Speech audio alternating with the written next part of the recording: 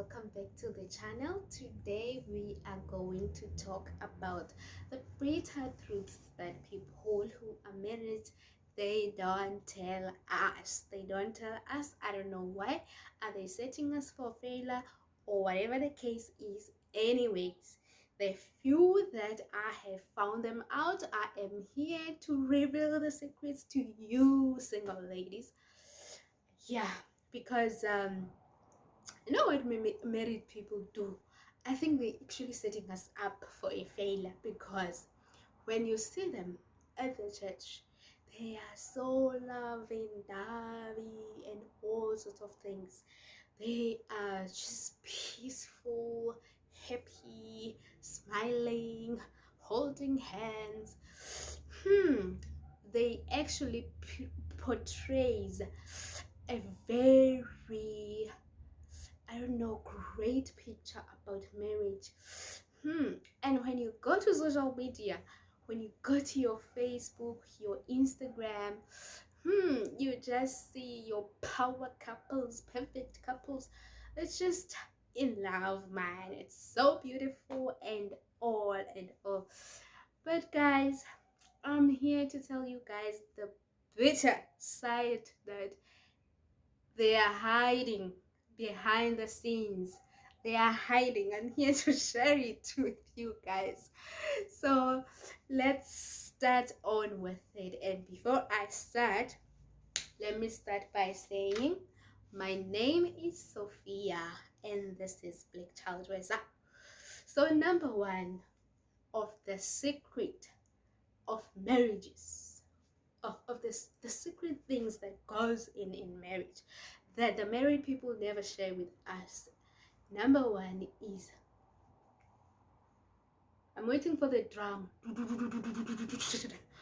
Boom. Number one is marriage is what we make it to be. Marriage, it's what the people who are married, they make it out to be. So it can be anything, really. It can be anything that the two people in it makes it to be.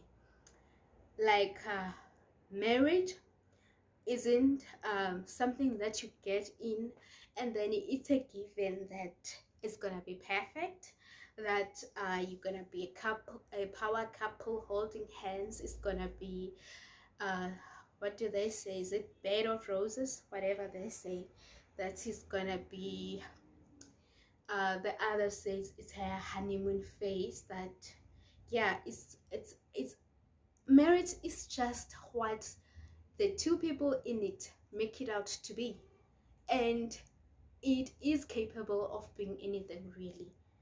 Yeah, it isn't it isn't a rocket science. Yeah. And number two is, marriage is unique. No two marriages that you can say are exactly the same, because they are not. Let me make an example. You have two couples here. You have Sarah and John, and then here you have Peter and Dorcas. Okay, so what Sarah likes isn't what Dorcas like. So for Dorcas to feel loved, she needs Peter to understand her needs and satisfy her according to her needs. She needs Peter to speak Dorcas's love language, and then Dorcas will be fulfilled in her marriage. And this marriage is not gonna be the same as the one of Sarah and John, because Sarah's love language is acts of service, unlike the one of Dorcas, because Dorcas's love language is gifts.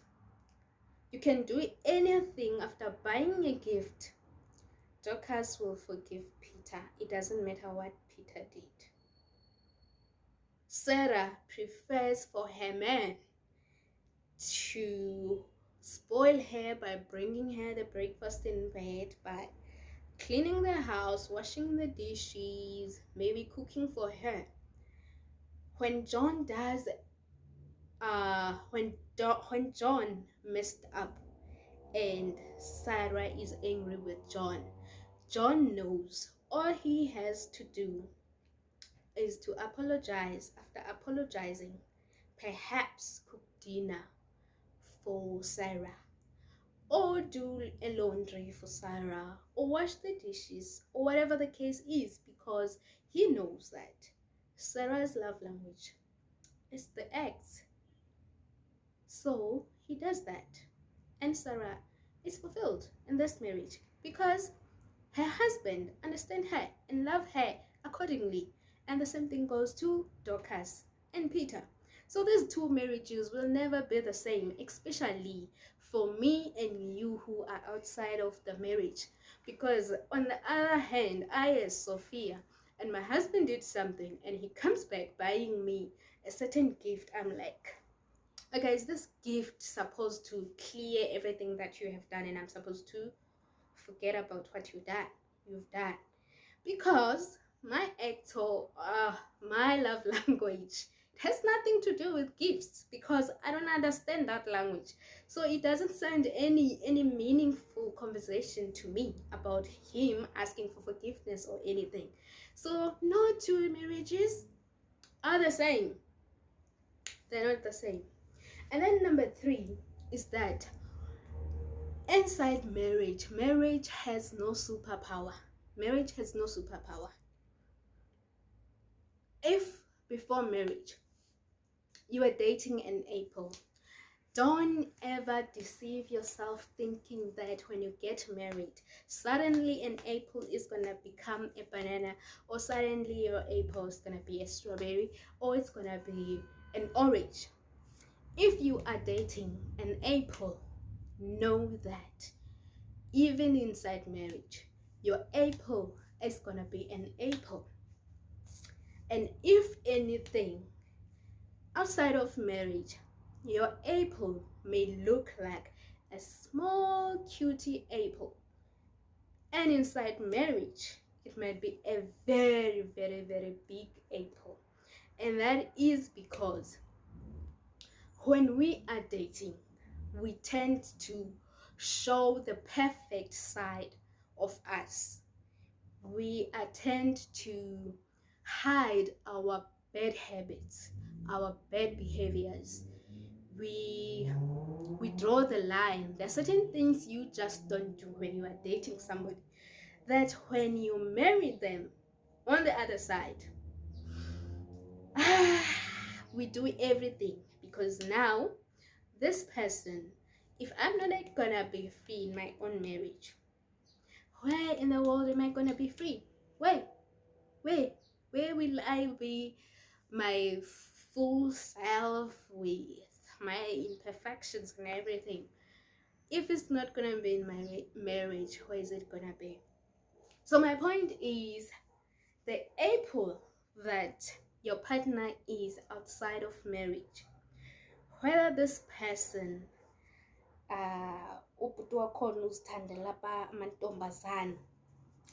don't you dare think when they are married they are not gonna like amantombazana, my sister. And there's one thing that we do when we are married.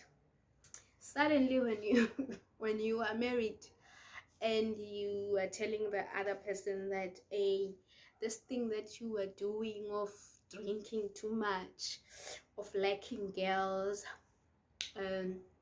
of doing so and so, of their bad habits, and the other person tend to say, but I've always been like this. Angithi wena wangifumana ngidakwa, angithi mina wangifunana ngizijolela, so why now do you want me to change?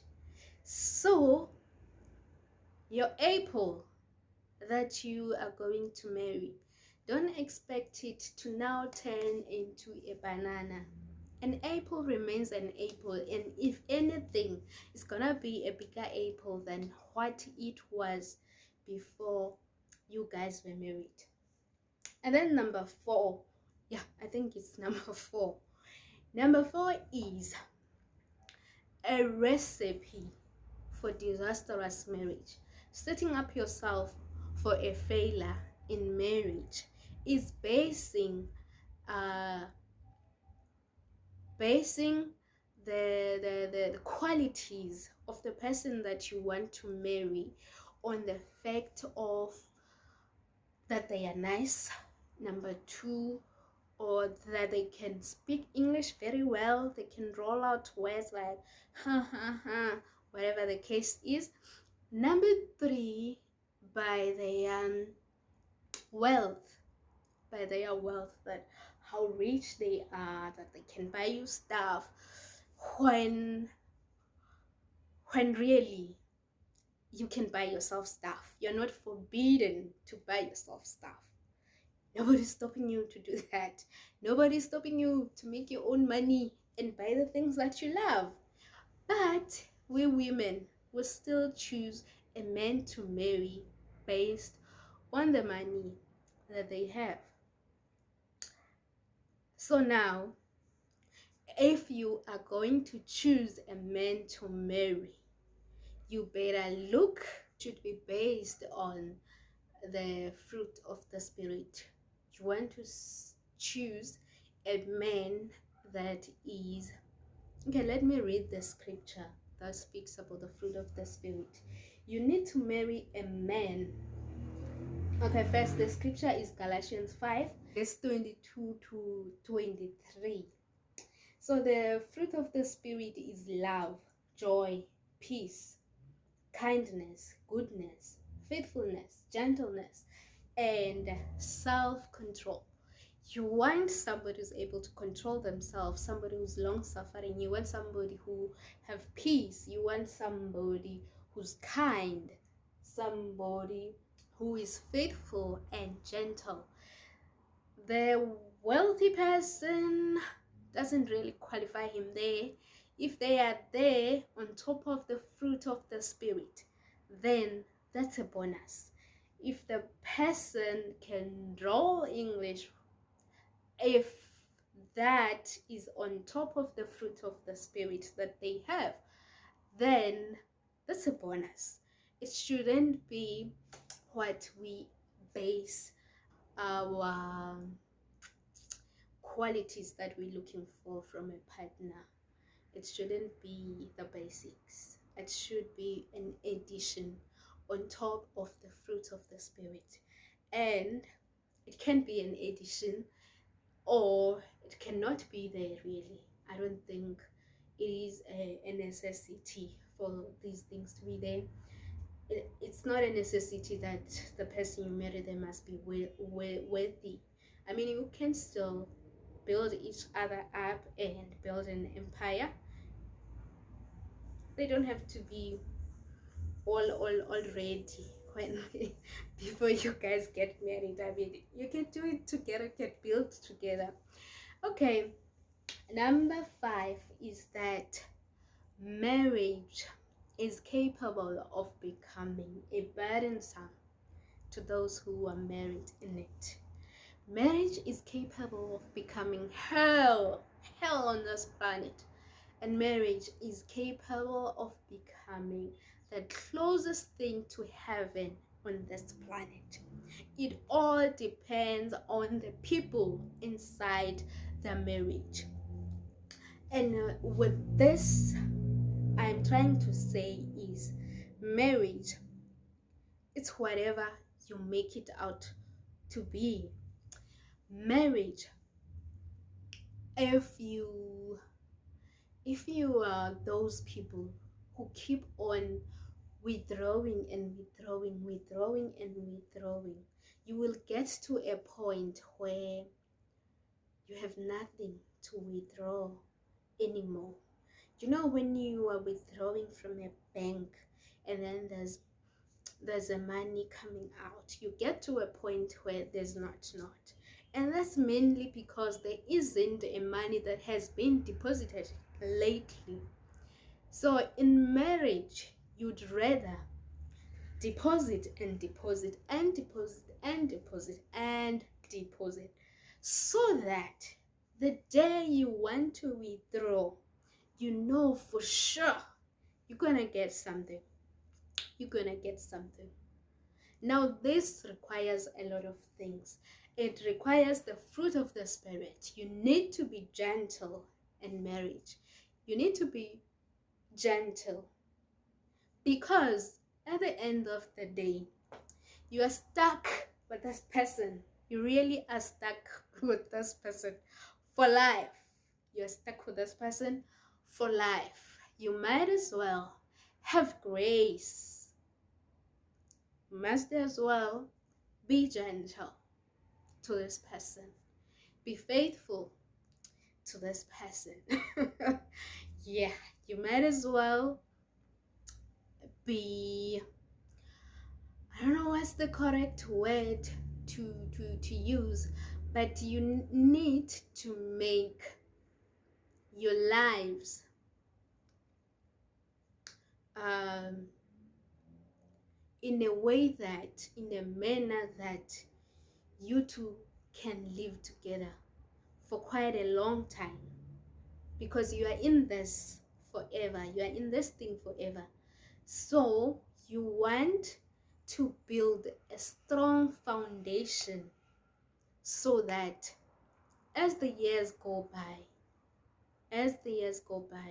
you know that you two will live a comfortable, happy life together. And if that requires you to lose, like to put in your tail between your, is it what? I don't know. But to lose the argument, if it requires you to, yeah, at the end of the day, you are in this together. If you lose, let it be okay, because you two are supposed to be a team. None of you actually has to be losing while the other one is winning. And I was listening to, I don't know whether it was a podcast earlier today, and a certain lady was saying, what's the point of winning, yet your husband is not even sleeping next to you? What if you win the argument and then your husband still sleep on the couch or sleep on the other room? What's the point? Did you really win if your husband is not next to you and you won the argument? Did you really win? At the end of the day, you two are a team. If one loses, you both lose. And if you both, if you if the guy is not, if your husband is not sleeping with you on your bed, both of you have lost. You didn't win, my sister. You didn't win. Both of you has lost. And guess who has won? Guess who has won? And I will leave that for you to decide who has won. Another thing is that the people who are married don't tell us is that as a married woman, as a wife, you need to submit to your husband. You need to submit to your husband. And this is scriptural. God commands this from the Bible, that wives submit to their husbands. Now, wives must submit to their husbands. Not to just any guy on the street, not to every guy or any guy, to their husband. Now, here's a condition for wives to submit. Is that the husband becomes your husband in order for you as a wife to submit. The Bible doesn't say you are to submit if the husband treats you well. You are to submit if the husband earns more than you do. The Bible doesn't say you are to submit only if the guy is treating you very well. The Bible doesn't say you have to only submit if the guy is godly. It doesn't say that. It says the condition. If your husband, if he is your husband, you need to submit to him. And that's that. And which leads me to my next point. That as women, we choose who we submit to. We choose who is gonna be your husband. I choose who's gonna be my husband. I choose my husband. You choose your husband. And that is your power, that you choose who to submit to. And now this is the whole thing behind marriages. The failing marriage and the success of marriage lies behind us women choosing who we submit to. Some of us, we choose the men we submit to, and then when we are supposed to submit, we do not submit. But here's the thing that we don't think about when we are choosing who we are submitting to. Now here's the thing. We are required to submit to our husbands. And that's it. We are not to submit only if we feel like it. Even if we don't feel like it, we have to submit. Now here's the thing. I want you, even if you can forget everything about this video, I want you to remember this. If you, as a lady, take up a drunkard, drag him from the street, and make him your husband, know that you need to submit to that husband. If you take an adulterer, a fornicator, and you bring them into marriage, you make them your husband, you have to submit to your husband. If you take somebody who's ungodly, who doesn't fear God, you make them your husband, you marry them, you have to submit to that husband. The power is in your hands of choosing who you are going to submit to.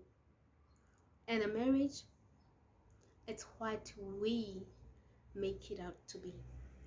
There isn't a superpower that if you get married today, tomorrow things have changed. So marriage is a result of our work, what we put in as a foundation into our marriages, then determines where our marriage is going. Otherwise, there isn't no superpowers, there's nothing. And the power is in our hands, ladies. And with this, guys, I hope you enjoyed the video, and I hope you got 2 or 3 things out of this video. And with that, guys, thank you very much for tuning in. Please subscribe. I am too young.